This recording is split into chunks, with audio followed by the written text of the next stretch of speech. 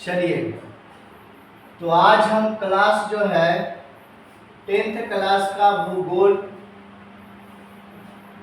का तीसरा पार्ट जो है जल संसाधन के बारे में हम लोग अध्ययन करेंगे। 2 चैप्टर में भी हम लोग संसाधन के बारे में पढ़े और यह तीसरा टॉपिक जो है जल संसाधन, आज यह चैप्टर जो है पूर्ण रूप से खत्म हो जाएगा एक ही वीडियो में। तो आप लोग लास्ट तक बने रहिए और जल संसाधन के बारे में हम लोग शुरू से लेकर अंत तक इस वीडियो में पढ़ेंगे। तो चलिए, अब जो टॉपिक है उसे हम देखते हैं। इससे पहले कि जो भी मेरे छात्र हैं एवं छात्राएं,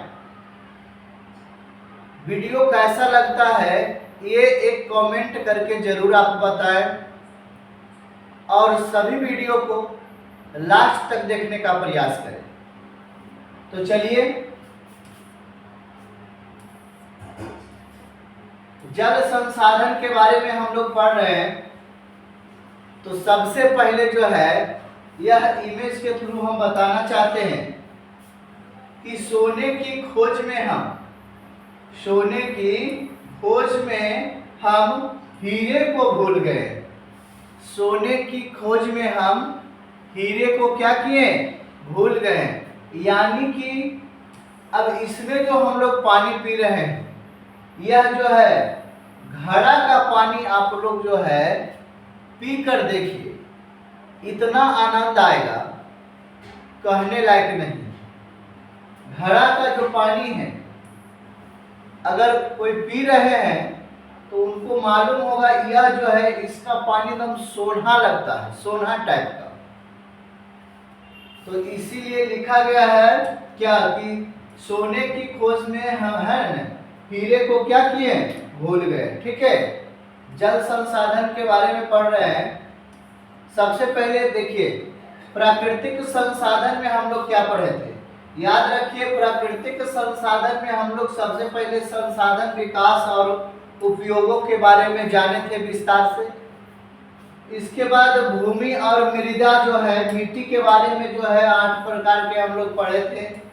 अब तीसरा जो यहाँ पर पार्ट दिया गया है, यहाँ पर देखिए नंबरिंग प्रॉब्लम, तीसरा जो पार्ट दिया गया है वो जल संसाधन है। यहाँ 4 होगा, नंबर का प्रॉब्लम थोड़ा सा हो गया, यहाँ 6 होगा। ठीक है, यानी तीसरा संसाधन में हम लोग का क्या है? जल संसाधन। और यह संसाधन में सबसे ज्यादा महत्वपूर्ण संसाधन जल संसाधन ही। सभी संसाधन में सबसे ज्यादा संसाधन जल संसाधन महत्वपूर्ण है। तो चलिए, तीसरा नंबर में जो है तीसरा चैप्टर में जल संसाधन पढ़ते हैं हम लोग। जल संसाधन से आज हम लोग विस्तार से जो है अध्ययन करेंगे। तो कृपया करके आप लोग नोटबुक लीजिए और साथ में आप जो है लिखने का प्रयास करिए।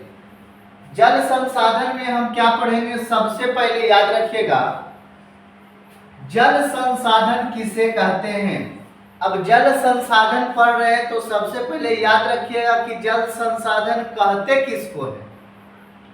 तो याद रखिए कि जल एक प्रकार की प्राकृतिक संसाधन है। जल एक प्रकार की प्राकृतिक संसाधन है। एक बार उपयोग करने पर बाद में इन्हें पुनः प्राप्त किया जा सकता है, इसीलिए इसे नवीकरणीय संसाधन भी कहते हैं। देखिए क्या बताया गया है कि जल जो है, जल एक प्रकार का प्राकृतिक संसाधन है, यानी गॉड गिफ्ट कह सकते हैं। जल एक प्रकार का प्राकृतिक संसाधन भगवानों को द्वारा जो है मिला गया है। इंसान अभी तक जो है बनाया है नहीं, लेकिन सूत्र पता है। सूत्र जो है पता है कि जल कैसे बनता है।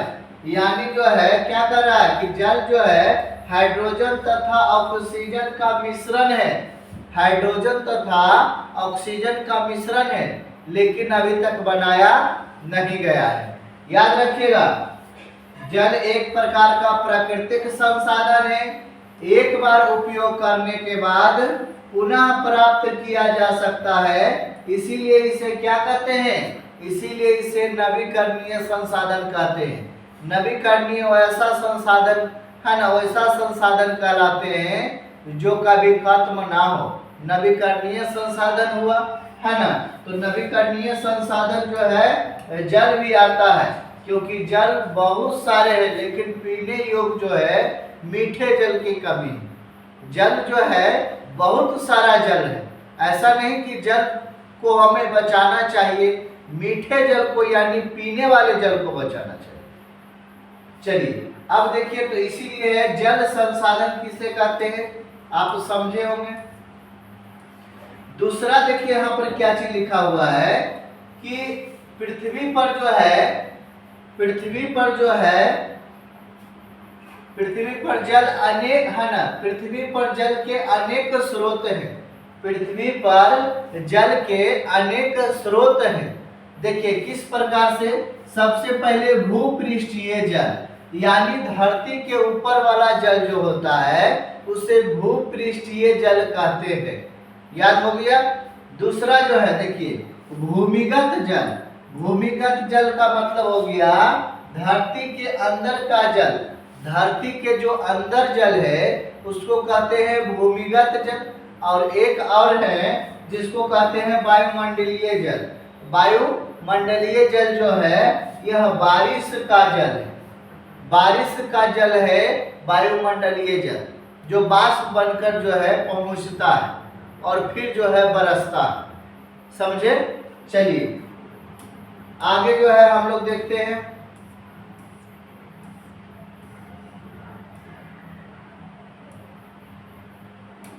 यहाँ पर देखिए एग्जाम्पल के थ्रू जो है बताने का प्रयास किए हैं, ठीक है।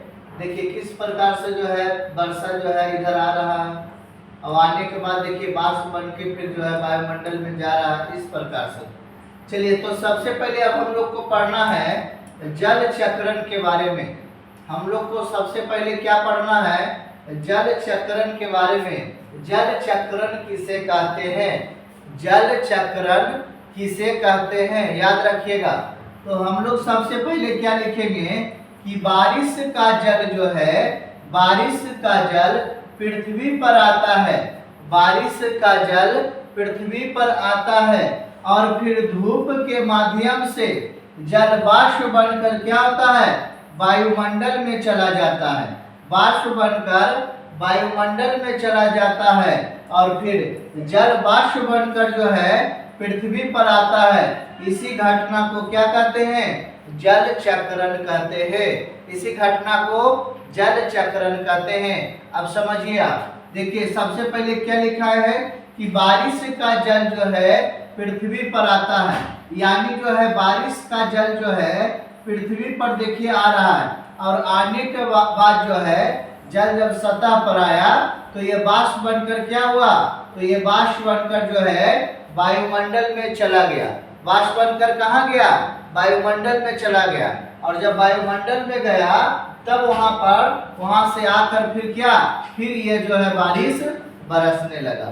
फिर बारिश क्या हुआ, बरसने लगा। समझे, सही से समझिए आप मैटर को, सही से समझिए पहले क्या लिखा हुआ, ठीक है। यानी कि सबसे पहले बारिश हुआ, बारिश का पानी जो है ना जल के सतह पर आने से फिर यह जल जो है बाष्प बनकर जो है यहाँ वायुमंडल में चला गया और वायुमंडल में फिर जो है यह जो है धरती पर जो है आ गया। इस चक्र ना, इस क्रिया को क्या कहते हैं, जल चक्रण कहते हैं। इस क्रिया को क्या कहते हैं, जल चक्रण कहते हैं। याद रखिएगा, समझ में आना चाहिए आपको। आगे देखिए यहाँ पर क्या लिखा गया है कि जल का सबसे विशाल भंडार जो होता है वो महासागर में ही होता है। जल का सबसे विशाल भंडार महासागर में ही है। विश्व के कुल जल का आयतन लगभग जो है 96.5% जो है जल महासागरों में ही पाया जाता है ना। सबसे ज्यादा विशाल कहाँ है?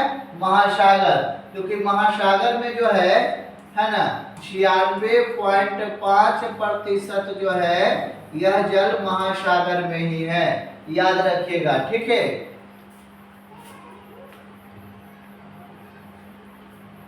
चलिए इसके बाद जो है,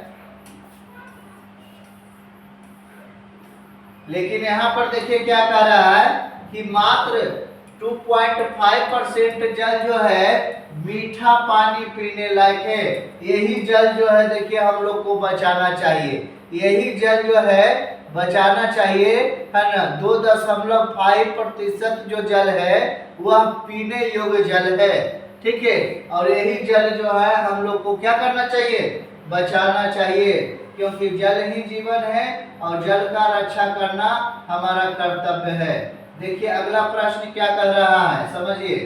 कह रहा है कि जल संसाधन के क्या है ना, जल संसाधन के क्या उपयोग है, आप लिखे। जल संसाधन के क्या उपयोग है जो आप लिखे। याद रखिएगा, जल ही जीवन है, जल ही जीवन है, ठीक है। यहाँ पर क्या दिया गया है समझिए, इसका आंसर में क्या दिया गया है कि प्रकृति द्वारा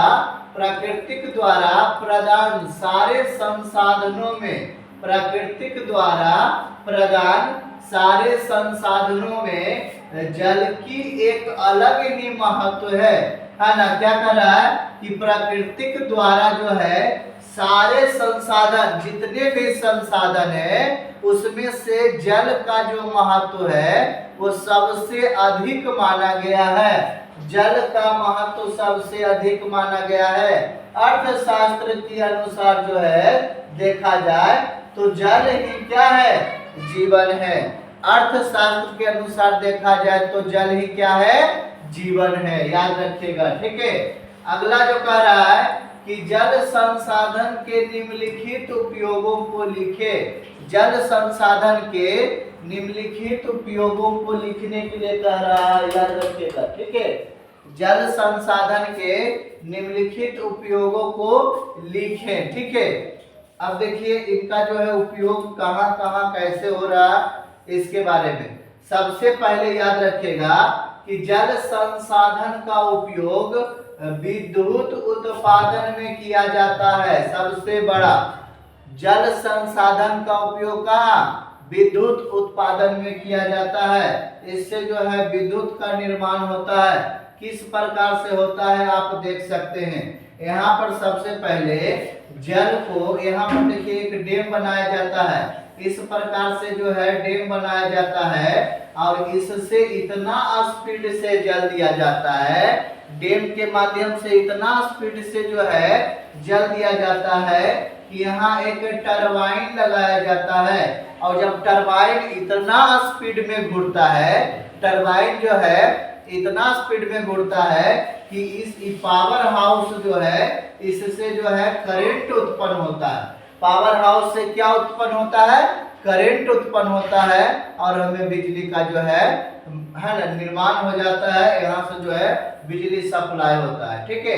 तो ये टरबाइन को घूरने से जो है पावर हाउस में करंट चला जाता है, याद रखिएगा, ठीक है। यानी कि सबसे पहले यहाँ पर देखिए क्या मैटर है। यहाँ पर सबसे पहले इतना कस के जल को यहाँ से ढकेला जाता है कि ये टरबाइन क्या होते हैं? गोल गोल घूमने लगते हैं, ठीक है। चलिए अगला टॉपिक देखते हैं। तो सबसे पहला जो था कि इसका उपयोग किस चीज में? तो इसका उपयोग विद्युत उत्पादन में किया जाता है। इसका उपयोग विद्युत उत्पादन में किया जाता है, ठीक है। और इसका उपयोग कहाँ कहाँ होता है जो देखिए, इसका उपयोग जो है जल संसाधन का उपयोग वस्त्र उद्योग में किया जाता है ना। इसका जो है वस्त्र उद्योग में उपयोग किया जाता है, ठीक है।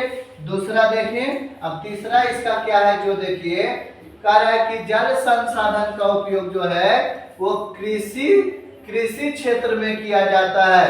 जल का उपयोग जो है कृषि क्षेत्र में किया जाता है। और देखिए कहाँ कहाँ होता है, जल का उपयोग जो है खाना बनाने के काम में आता है ना। खाना बनाने के काम में जो है जल का उपयोग किया जाता है। ठीक है, तो इस प्रकार से आप देखें, इस प्रकार से देखें कि जल संसाधन का उपयोग जो है कहाँ कहाँ पर हो रहा है। लिखने के लिए आए तो आप लिख दीजिएगा कि जल संसाधन का उपयोग कहाँ कहाँ होता है। ठीक है, चलिए अगला प्रश्न, अगला टॉपिक देखिए जो समझाने वाला है। ठीक है, क्या लिखा गया है कि बहुउद्देशीय परियोजना से आप क्या समझते हैं। बहुउद्देशीय परियोजना से आप क्या समझते हैं, इसके बारे में आप बताइए। तो सबसे पहले लिखेंगे कि नदी पर निर्माण किया गया, नदी पर है ना, नदी पर निर्माण किया गया ऐसे परियोजना जो एक से अधिक उद्देश्यों को पूरा करती है उसे बहुउद्देशीय परियोजना कहते हैं, है ना। क्या लिखा गया है कि नदी पर निर्माण किए गए ऐसे परियोजना, है ना, जो एक उद्देश्य के लिए पूरा करता है, लेकिन एक कारण के लिए जो है यहाँ पर हम काम करते हैं, लेकिन बहुत सारे यहाँ से काम हो जाते हैं। इसी को क्या कहता है, बहुउद्देशीय परियोजना कहते हैं। मतलब देखिए कहीं पर ही जाएंगे और एक काम से गए और वहां पर जो है 2, 3, 4 काम करके आए, तो वहां पर क्या हो गया, बहुत सारे काम हो गया, है ना, बहुत सारे काम हो गया। यहाँ पर देखिए बहुउद्देशीय परियोजना, है ना, कि क्योंकि एक काम के लिए करते हैं और बहुत सारा काम हो जाता है। ठीक है, अगला जो है यहाँ पर सबसे पहले देखिए ऑब्जेक्टिव प्रश्न के लिए बहुत इंपॉर्टेंट है, समझिए बात को। कह रहा है बांध या परियोजनाओं को आधुनिक भारत का निर्माण, आधुनिक भारत का मंदिर, है ना, भारत के प्रथम प्रधानमंत्री पंडित जवाहरलाल नेहरू ने कहे थे, है ना। यानी कहने का मतलब सबसे पहले क्या है, देखिए आधुनिक भारत का मंदिर जो है किसने कहे थे, तो भारत के प्रथम प्रधानमंत्री पंडित जवाहरलाल नेहरू कहे थे। बांध या बांध या परियोजना के आधुनिक भारत का मंदिर कौन कहे थे, प्रधानमंत्री पंडित जवाहरलाल नेहरू। ठीक है, चलिए अगला जो है, अगला सबसे ज्यादा जो प्रश्न पूछा जाता है, याद रखिएगा, नर्मदा बचाओ आंदोलन से आप क्या समझते हैं।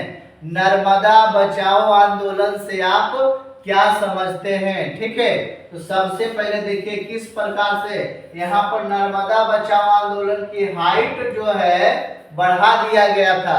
हाइट बढ़ाने के कारण जो है पर्यावरण को नुकसान होने लगा, इसी के कारण जो है नर्मदा बचाओ अभियान चलाया गया था। देखिए इसका हाइट कितना है, कहा गया 130 फीट से ऊंचा जो है नहीं रह सकता है। देखिए यहाँ पर सबसे पहले डैम को देखिए, देखिए किस प्रकार से नर्मदा बचाओ आंदोलन जो है चलाया गया था, जिसमें देखिए सभी लोग जो है, माता, है ना, देखिए सभी लोग जो है, बुजुर्ग लोग भी जो है, देखिए किस प्रकार से नर्मदा बचाओ आंदोलन के लिए तैयार हुए, याद रखिएगा। तो सबसे पहले इसका उत्तर जो है किस प्रकार से लिख पाएंगे, उत्तर लिखेंगे कि नर्मदा नदी पर एक विशाल जो है बांध निर्माण के विरुद्ध में नर्मदा बचाओ आंदोलन चलाया गया था, है ना। नर्मदा बचाओ आंदोलन जो है, जब बांध, बहुत बड़ा बांध जो है बनाया गया था, इसीलिए नर्मदा बचाओ आंदोलन जो है चलाया गया था। सबसे पहले ये समझे, उसके बाद यह, है ना, वह नदी जो मध्य प्रदेश, गुजरात और महाराष्ट्र राज्यों से होकर बहती है, यह आंदोलन 1900 कितना में 85 ईस्वी में चलाया गया था, और उस समय के प्रधानमंत्री कौन थे, पंडित जवाहरलाल नेहरू थे। उस समय के प्रधानमंत्री पंडित जवाहरलाल नेहरू थे। ठीक है, बांध गुजरात राज्य में इसकी, है ना, बांध कहाँ था, बांध जो है गुजरात राज्य में, बांध कहाँ था, गुजरात राज्य में। इसकी जो है ऊंचाई को रोकने के लिए जो है यह आंदोलन चलाया गया था। इसकी ऊंचाई को रोकने के लिए यह आंदोलन चलाया गया था, याद रखिए, है ना, जिसमें जिसमें सामाजिक कार्यकर्ता के नेता है ना मेघा पाटकर नर्मदा बचाओ आंदोलन की शुरुआत जो है किए कि 130 मीटर ऊंचाई जो है नहीं किया जाए और इससे जो है पर्यावरण को क्या हो जाएगा, हानि हो जाएगा। सभी लोग रोकने की कोशिश किए थे, है ना। तो याद रखिएगा आप लोग क्या, सबसे पहले इसका जो है मेघा पाटेकर, है ना, मेघा पाटेकर जो थे ये नर्मदा बचाओ आंदोलन के मुख्य नेता थे, समझे, मुख्य नेता थे। और यह नर्मदा बचाओ जो है चलाया गया था। कितना, 130 मीटर जो है, इस 130 मीटर से ज्यादा ऊंचाई नहीं होना चाहिए इसके लिए, ठीक है। चलिए अब देखिए क्या कह रहा है। अब सबसे पहले देखिए इतना बढ़िया प्रश्न, अंतर, है ना, अंतरराज्यीय जल विवाद का क्या कारण है, अंतरराज्यीय जल विवाद का क्या कारण है। तो सबसे पहले इसका जवाब किस प्रकार से लिखेंगे कि जब एक नदी के पानी को लेकर, जब एक नदी के पानी को लेकर 2-3 राज्यों में विवाद हो जाना ही अंतरराज्यीय राज्य कहलाता है। समझे, सबसे पहले समझिए मैटर को। जब एक नदी के पानी को लेकर, जब एक नदी का पानी जो है या पानी को लेकर 2-3 राज्यों में विवाद हो जाए, 2-3 राज्य में क्या हो जाए, विवाद हो जाए, मारा पीटी हो जाए, तो उसको क्या कहते हैं, अंतरराज्यीय जल विवाद कहते हैं, है ना। देख रहे हैं किस प्रकार से इधर बैठा हुआ है और उधर भी कोई बैठा हुआ होगा, नदी बड़ा होगा और उसके बाद जो है लड़ाई झगड़ा चालू हो गया होगा, ठीक है। तो याद रखिएगा अंतरराज्यीय विवाद का मतलब कि जब एक नदी के पानी को लेकर 2-3 राज्यों में विवाद हो जाए, है ना, याद रखिएगा, उसी को क्या कहते हैं, अंतरराज्यीय जल विवाद कहते हैं, ठीक है। अगला जो प्रश्न कर रहा है कि नर्मदा नदी कितने राज्यों से होकर गुजरती है, नर्मदा नदी जो है कितने राज्यों से होकर गुजरती है, 4 राज्यों से होकर गुजरती है। इस प्रकार से सबसे पहले देखिए क्या लिखा हुआ, राजस्थान से, गुजरात से, मध्य प्रदेश से, महाराष्ट्र से, ठीक है, यानी 4 राज्यों से होकर गुजरती है, ठीक है। अब सबसे पहले एक प्रश्न जो है बार बार पूछा जाता है, देखिए यह प्रश्न क्या कह रहा है कि जल संकट किसे कहते हैं, जल संकट किसे कहते हैं। यह प्रश्न तो कोई भी बच्चा लिख सकता है ना। देखिए सबसे पहले कह रहा है कि मानव को प्रतिदिन, मानव को रोज जितना जल चाहिए उतना नहीं मिलना, है ना, जल संकट कहलाता है। यानी क्या लिखा हुआ है कि मानव के प्रतिदिन जितना जल की आवश्यकता होती है उतना जल नहीं मिलना ही क्या कहलाता है, जल संकट कहलाता है ना। आप 5 लीटर खर्च है आपका, आपको जो है 1 ही लीटर मिले, वही जल क्या है, जल संकट है। देखिए जल संकट का आप डायग्राम देखिए, है ना। पानी से ज्यादा तो यहाँ पर क्या है, यहाँ डिब्बा है, पानी से ज्यादा यहाँ पर डिब्बा ढक्कन यहाँ पर जो है लिया गया है। देखिए इस प्रकार से, देखिए बच्चों को स्कूल जाना चाहिए, यहाँ पर टेंशन पानी का है, स्कूल क्या जाए, सबसे ज्यादा टेंशन यहाँ पानी का है, तो स्कूल कैसे जाएगा। यही जो है जल संकट है ना, क्या है, जल संकट, याद रखिएगा, ठीक है। अब सबसे पहला प्रश्न यहाँ पर दिया गया है, जल संरक्षण से आप क्या समझते हैं, इसके उपयोग जो है, इसके उपयोगों को लिखें। जल संरक्षण से आप क्या समझते हैं, इसका जो है उपयोग क्या क्या है, इसके बारे में आप बताइए। तो लिख देंगे हम लोग। पहला क्या लिखेंगे कि जल को प्रदूषित होने से बचाना चाहिए, जल को प्रदूषित होने से बचाना चाहिए, जल को प्रदूषित होने से बचाना चाहिए। अगला क्या लिखा हुआ है कि प्रदूषण जल को पुनः जो है शुद्ध करके उपयोग में लाना चाहिए। प्रदूषित जो भी जल है उसको शुद्ध करके फिर से उपयोग में लाना चाहिए, ठीक है। अगला जो है वर्षा जल को उचित स्थान पर संग्रह करना चाहिए, है ना। वर्षा का जल जो है उचित स्थानों पर क्या करना चाहिए, उसे जमा करना चाहिए, जिस प्रकार से राजस्थान के छतों पर होता है। राजस्थान के छतों पर जो है जल संग्रह का जो है बनाया गया है, इस प्रकार से जो है वहां पर नल दिया गया है और वहां वर्षा होता है, नल के पाइप के द्वारा जो है एक जल संग्रह का जो है वहां पर ही कुछ बनाया जाता है रखने वाला, उसी में जो है जल जाकर जमा हो जाते हैं। ठीक है, तो जल संग्रह का जो है उचित स्थान बनाया जाए। अगला जो है क्या दिया गया है, देखिए किस प्रकार से, देखिए अभी बता रहे थे कि राजस्थान में किस प्रकार से होता है। देखिए आप यहाँ से देखिए जल आ रहा है और यहाँ से देखिए जिस तरीका से जो है किसी प्रकार से पाइप कुछ होगा, यहाँ पर देखिए बना हुआ है। अब इसके माध्यम से जो है पाइप में पानी जा रहा है, देखिए इधर जल जो है सेंगर रहा है और इधर जो है पाइप के माध्यम से कहीं पर ही जा रहा है, वैसा जगह जहां पर जल जो है सुरक्षित रहे। समझे। अगला प्रश्न जो है, अगला टॉपिक क्या कर रहा है कि जल की उपलब्धता, है ना, क्या कर रहा है कि जल की उपलब्धता को बनाए रखना चाहिए, जल बर्बाद नहीं करना चाहिए। जिस प्रकार से देखिए जल बर्बाद हो रहा है, जल को हमें बर्बाद नहीं करना चाहिए। आप कहीं जाइए, है ना, देखिए कि अगर जल बर्बाद हो रहा है उसे रोकने का कोशिश करिए। आपके अगर बस में है तो आप उसे जो है बंद करने का कोशिश करिए, है ना, क्योंकि जल बर्बाद नहीं होना चाहिए, क्योंकि फिर बहुत सारा जो है नुकसान हो जाएगा, पीने योग्य जल बर्बाद हो जाएगा, तो हम लोग फिर जीवित कैसे रह पाएंगे। मानव का जीवित रहना मुश्किल हो जाएगा जब पीने वाला जो है जल खत्म हो जाएगा, तो संकट में आ जाएगा। तो जल जो है बचाइए आप लोग। अगला क्या है कि वृक्ष लगाने से समय पर, है ना, बारिश होता है ना। वृक्ष लगाने पर क्या समय पर बारिश होता है, तो हमें पेड़ भी लगाना चाहिए, है ना, पेड़ भी हमें लगाना चाहिए। याद रखिएगा, पेड़ लगाने से गर्मी भी बहुत कम होती है, क्योंकि जब बारिश होगा तो गर्मी बहुत कम होगी, हवा जो है सही से चलेगा। याद रखिए, ठीक है। अभी देखिए टेम्परेचर कितना है गर्मियों के दिनों में।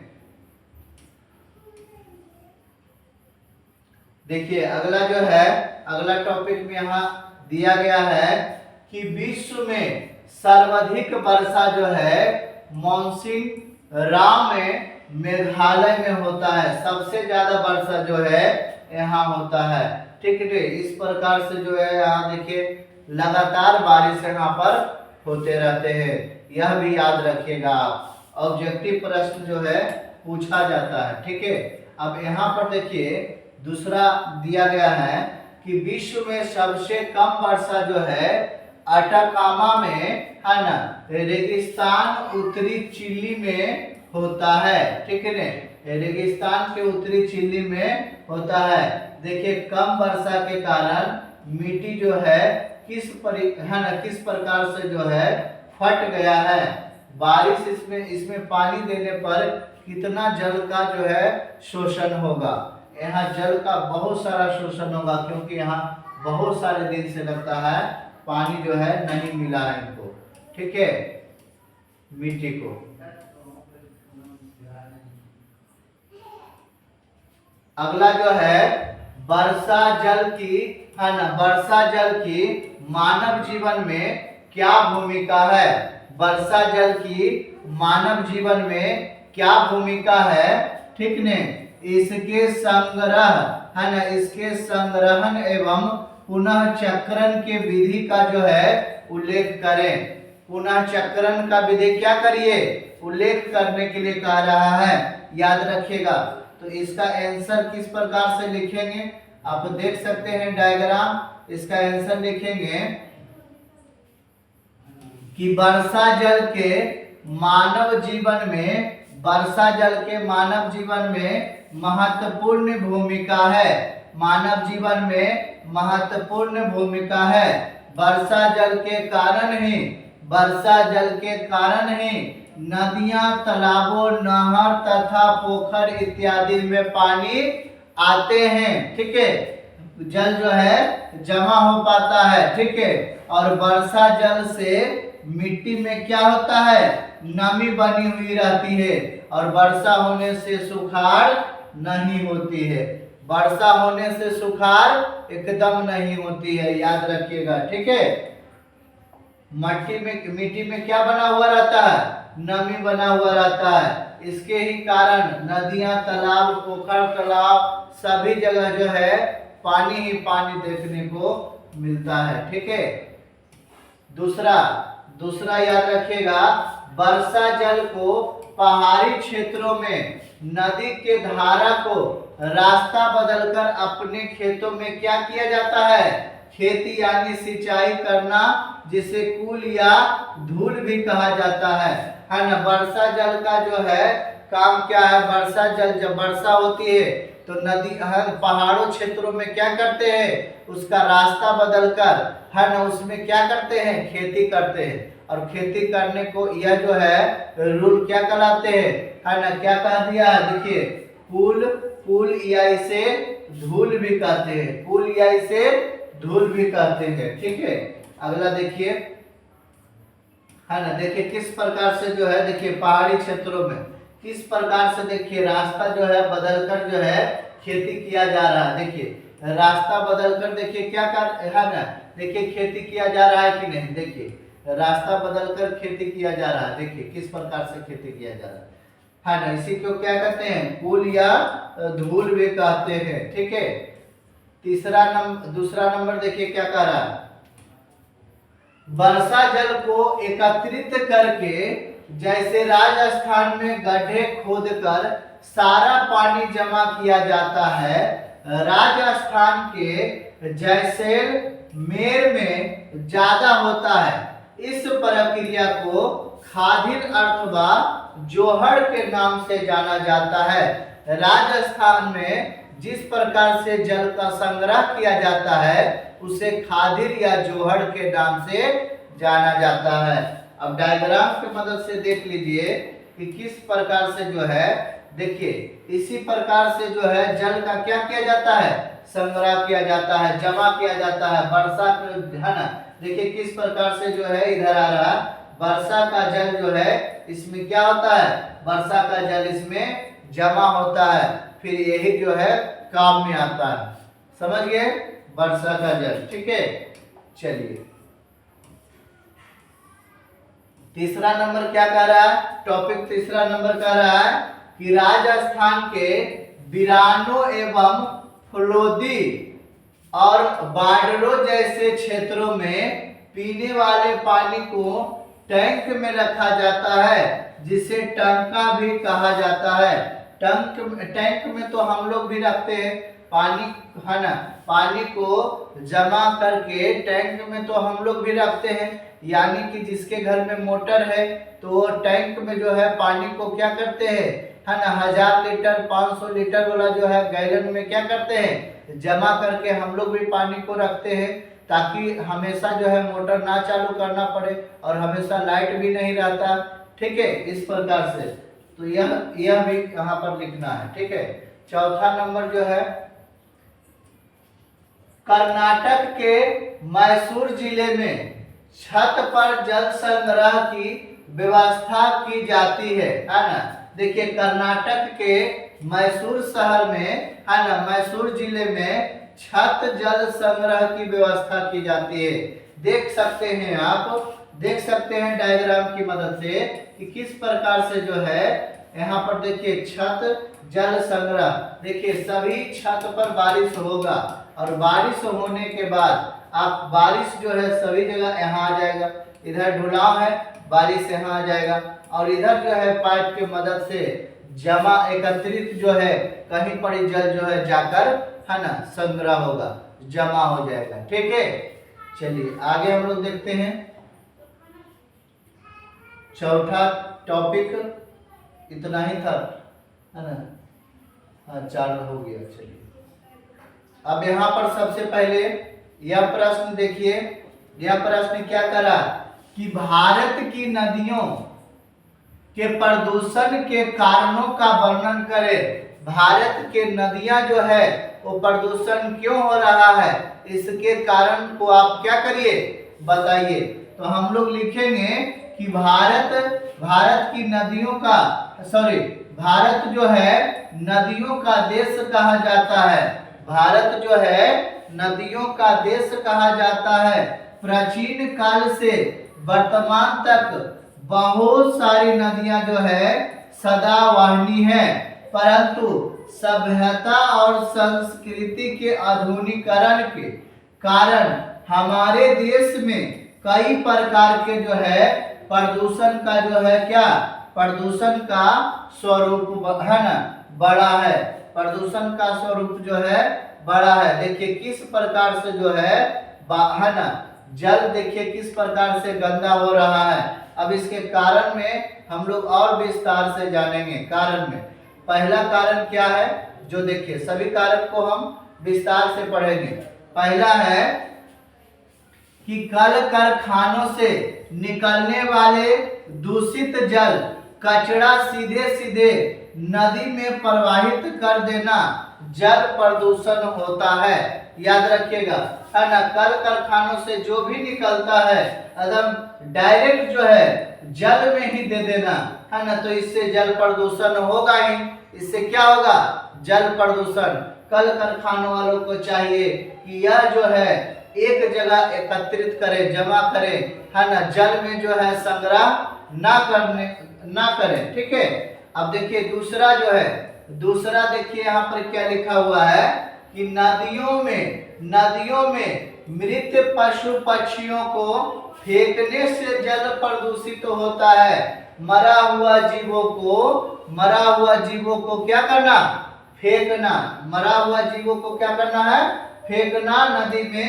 तो इससे क्या होता है, इससे जो है जल प्रदूषित होता है। ठीक है।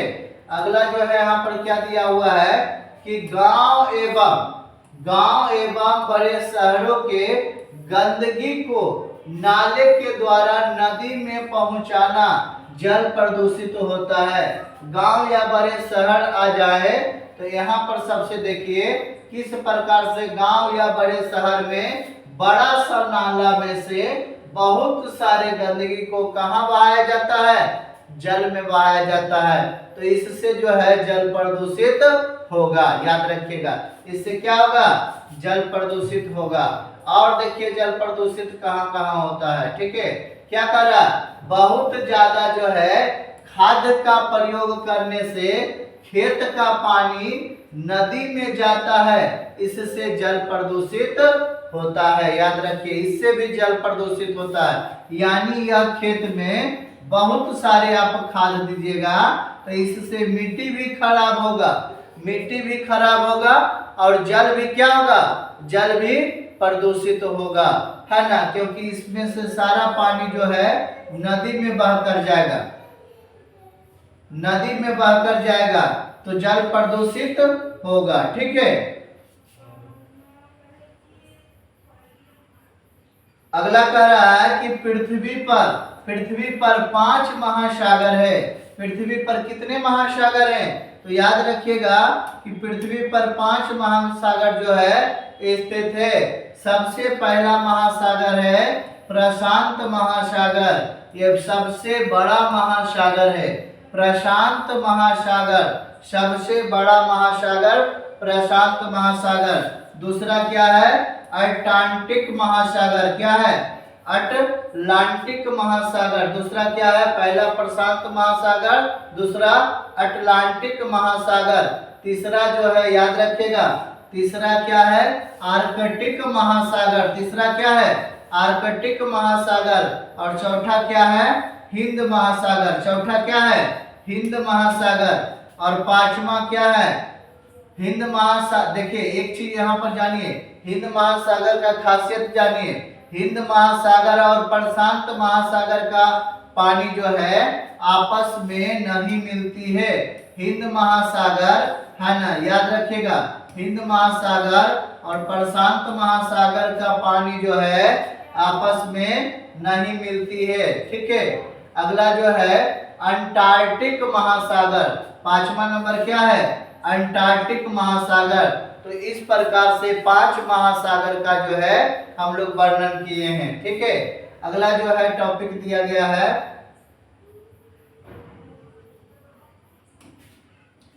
पृथ्वी पर जल 2 प्रकार के होते हैं। पृथ्वी पर जल कितने प्रकार के, 2 प्रकार के होते हैं। पहला है लवणीय जल, लवणीय जल को कहते हैं खारा जल, लवणीय जल को क्या कहते हैं, खारा जल कहते हैं। और दूसरा है अलवणीय जल, अलवणीय जल को क्या कहते हैं, मीठा जल कहते हैं। अलवणीय जल को क्या कहते हैं, मीठा जल कहते हैं।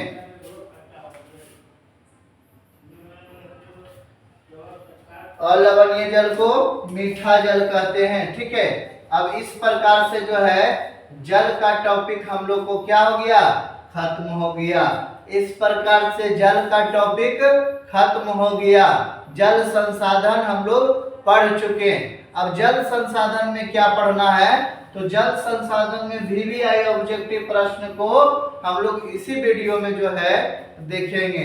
तो सबसे पहले आप लोग भी है ना कोशिश करिए टिक मारने का, आप लोग भी कोशिश करिए टिक मारने का कि सही मार पाते हैं या नहीं। पहला प्रश्न जो है कि भारत की सबसे लंबी नदी है ना, भारत की सबसे लंबी नदी कौन सी नदी है, तो भारत की सबसे लंबी नदी कौन सी नदी है, याद रखिएगा गंगा नदी। कौन सी नदी, गंगा नदी। अगला जो प्रश्न दिया गया है ऑब्जेक्टिव का, कह रहा है कि भारत की सबसे चौड़ी नदी कौन सी नदी है, तो भारत की सबसे चौड़ी नदी ब्रह्मपुत्र नदी है। भारत की सबसे चौड़ी नदी ब्रह्मपुत्र नदी है। ठीक है, अगला जो प्रश्न कह रहा है 3 नंबर, कह रहा है कि दुनिया की सबसे लंबी नदी कौन सी नदी है। याद रखिएगा दुनिया की सबसे लंबी नदी नील नदी है। दुनिया की सबसे लंबी नदी कौन सी नदी है, याद रखिएगा नील नदी है। ठीक है, अगला प्रश्न जो है, अगला प्रश्न क्या दिया गया है, सही से देखिए क्वेश्चन को पढ़िए। क्या कह रहा है कि मीठा जल, मीठा जल का कितना प्रतिशत जो है, मीठा जल कितना प्रतिशत है, तो 2.5% जो है मीठा जल है। ठीक है, अगला जो है क्या कह रहा है, ध्यान से देखिए, कह रहा है कि जल जो है किस प्रकार का संसाधन है, तो जल नवीकरणीय संसाधन है। याद रखिएगा जल जो है नवीकरणीय संसाधन है। बहुउद्देशीय परियोजना को आधुनिक भारत का मंदिर किसने कहा था, याद रखिए पंडित जवाहरलाल नेहरू, पंडित जवाहरलाल नेहरू ने कहे थे। ठीक है, अगला प्रश्न कह रहा है कि ब्रह्मपुत्र एवं गंगा नदी विश्व की 10 सबसे बड़ी नदी है ना, बड़ी नदियों में से कौन से स्थान पर है, इसके बारे में क्या पूछ रहा है। ठीक है, तो कौन से स्थान पर है, याद रखिए सबसे पहले बी नंबर है ना, ब्रह्मपुत्र का 8वां और गंगा का 10वां स्थान, ब्रह्मपुत्र का 8वां और है ना गंगा का कौन सा स्थान, 10वां स्थान, याद रखिएगा। ठीक है, अगला प्रश्न कह रहा है, अगला प्रश्न क्या कह रहा है कि पृथ्वी के संपूर्ण जलीय भाग को क्या कहते हैं, पृथ्वी के संपूर्ण जलीय भाग को क्या कहते हैं, जलमंडल कहते हैं। पृथ्वी के संपूर्ण जलीय भाग को क्या कहते हैं, जलमंडल कहते हैं, याद रखिएगा। अगला जो है, अगला प्रश्न है कि नर्मदा बचाओ आंदोलन के नेता कौन थे, याद रखिए टिक मारिए, नर्मदा बचाओ आंदोलन के नेता कौन थे, है ना, सी नंबर आप लोग जो है टिक मारेंगे। नर्मदा बचाओ है ना, नर्मदा बचाओ आंदोलन के नेता कौन थे, तो मेधा पाटेकर, सी नंबर जो है सही आंसर हो जाएगा। अगला प्रश्न जो है अगला प्रश्न देखिए कितना बढ़िया प्रश्न कह रहा है कि नर्मदा नदी कितने राज्यों से होकर गुजरती है? तो मारिए टिक कितने। किया जाता है। चलिए तो नर्मदा नदी कितने राज्यों से होकर गुजरती है? याद रखिए ए नंबर मारेंगे 4। अगला जो है अगला क्वेश्चन कर रहा है कि पृथ्वी पर कितने महासागर हैं? तो पृथ्वी पर कितने महासागर? पृथ्वी पर 5 महासागर हैं। पृथ्वी पर जल कितने प्रकार के होते हैं? तो पृथ्वी पर जल जो है 2 प्रकार के होते हैं। अगला प्रश्न देखिए कितना बढ़िया कह रहा है कि भारत में कुल विद्युत का कितना प्रतिशत भाग जो है जल विद्युत से प्राप्त होता है? याद रखिए 22%। कितने? 22%।